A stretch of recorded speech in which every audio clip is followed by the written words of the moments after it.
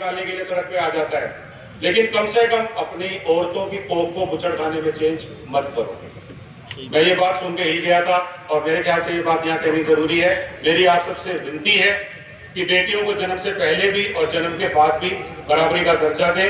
यही सुदर्शन महाराज के लिए हमारी सबसे बड़ी श्रद्धांजलि होगी। इतना ही मैं कह सकता हूँ। आप सबका बहुत बहुत धन्यवाद। नहीं क्या 2 लाख रुपए दे सकते हैं क्या? इतना इनाम देने की क्या जरूरत है? मैंने कहा सर लोग 10-20 हजार रुपए से मूव नहीं करते हैं और 2 लाख रुपए का इनाम देने की नौबत नहीं आएगी, क्योंकि कराने वाले को डर लगेगा कि 2 लाख के लालच में कोई मेरी शिकायत कर सकता है। भारत सरकार को प्रपोजल दिया, भारत सरकार ने एक्सेप्ट कर लिया। उन्होंने कहा नवीन कितने स्टिंग ऑपरेशन करके दिखाओगे? मैंने कहा सर 50 का पैसा दे दीजिए।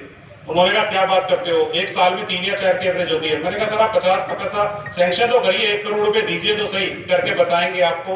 और मुझे आपको बताते हुए खुशी है कि हमने 70 किए और राजस्थान में मेरे कार्यकाल में 110 स्टिंग ऑपरेशन हमने किए। अब आप कहेंगे सरकार और स्टिंग, ये बात कुछ जच नहीं रही है।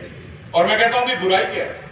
अगर बुराई को मिटाने के लिए मीडिया की अगर किसी टेक्निक का इस्तेमाल प्रशासन में रूल्स बना के कर दिया जाए जिससे कि गलत लोगों के मन में भय पैदा हो, तो ये काम करना मुझे लगता है कि धर्म है, ये हिंसा नहीं है, ये बहुत बड़ी अहिंसा है। क्योंकि पैदा होने वाली बेटियों के साथ बहुत बड़ी हिंसा ऑलरेडी हो रही है। का मतलब ही ये है कि आप सरकार में बिल्कुल नहीं जाना चाहते किसी भी हालत में। मेरे पिताजी मुझे हमेशा कहा करते थे कि नवीन मैं एक ही सर्विस समझता हूं कि डीसी बन जा, क्योंकि हरियाणा में हमारे यहाँ डीसी बोलते हैं।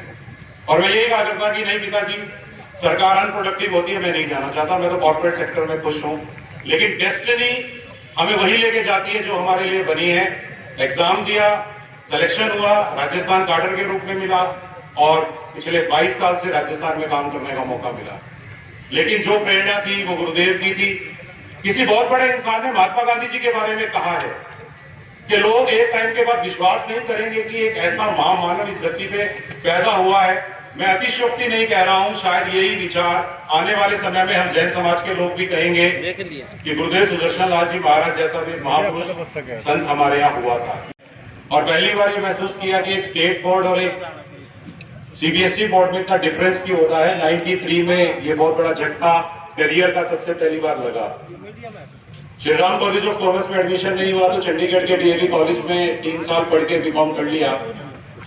लेकिन मैं ये बताना चाहता हूं कि जब मुझे राजस्थान में कॉलेज कमिश्नर बनने का मौका मिला तो मैंने हिसाब चुकता कर लिया।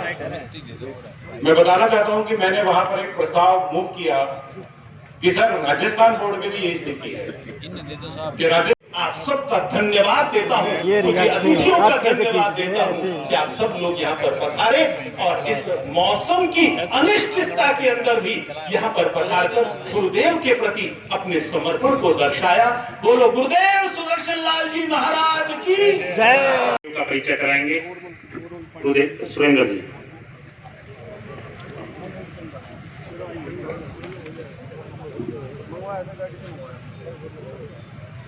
तबाही बन के सैलाब आई, लुटाओगे कितनी दौलत लेने हिसाब आए।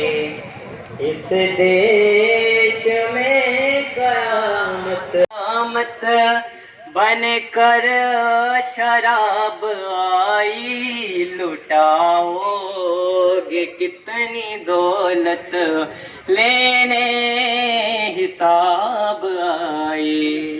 इस देश में